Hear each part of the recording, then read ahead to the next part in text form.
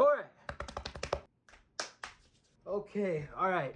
Now, if you're like me, you didn't set up the audio recording software. If you're like me, you must have replayed Skyrim like 5,000 times by now, which is, you know, justified. Skyrim has stuck with me in this endless replaying time loop of just chasing nostalgia.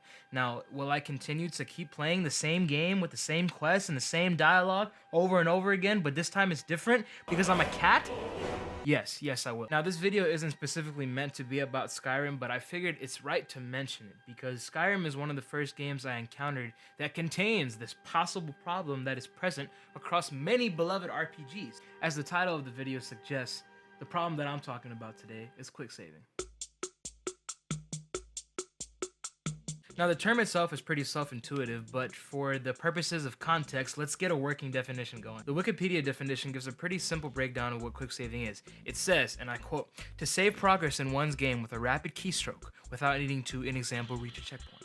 Now, that's a pretty fair, simple definition to give to quicksaving, but I think Google's AI had a pretty interesting response. I mean, right off the bat, it's a pretty simple one-to-one kind of comparison here, but that last sentence, though, is it's pretty interesting, especially when navigating challenging areas or when unsure of what might happen next. Now, if you've played one of these RPGs that has a quick save mechanic, then you're probably pretty aware of how to use it and how it works.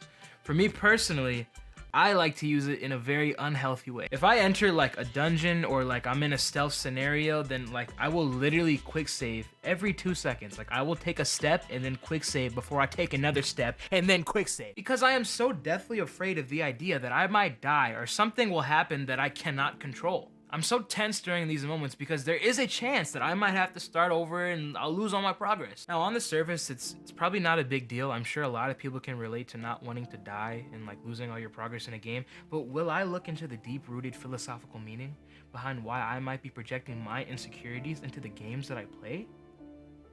Yes. About a month ago, I was playing Cyberpunk and I noticed that like, dude, anytime I would do something, I was saving like 20 times. Like I would like buy a gun and save again because what if I don't like the gun later so I can come back? There is something going on there of like, you know, I have a fear of the uncontrollable and the unknown. I think it's pretty normal to want to control what the future is going to look like, and I think it's pretty reasonable for me to feel that way.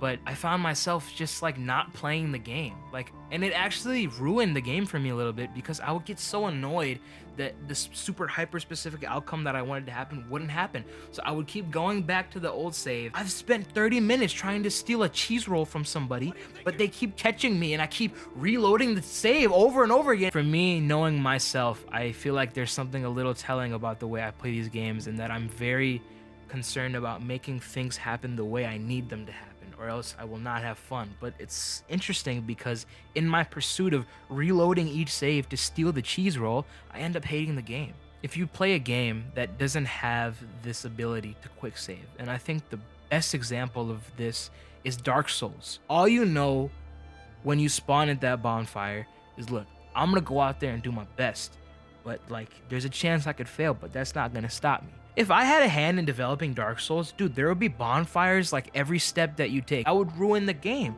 because there's no risk of, you know, things might not work out, and that's what makes the game fun.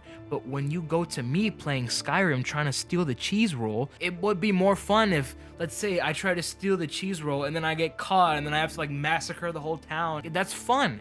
That sounds way more fun than I want to sit here for an hour doing the same thing over and over again because the way I want things to work is not happening. You know, maybe I'm losing my mind right now, 4 p.m. on a Sunday, but you know, I wanted to make this video and talk about something important. Let me know if you guys share any sort of sentiment to what I've been saying.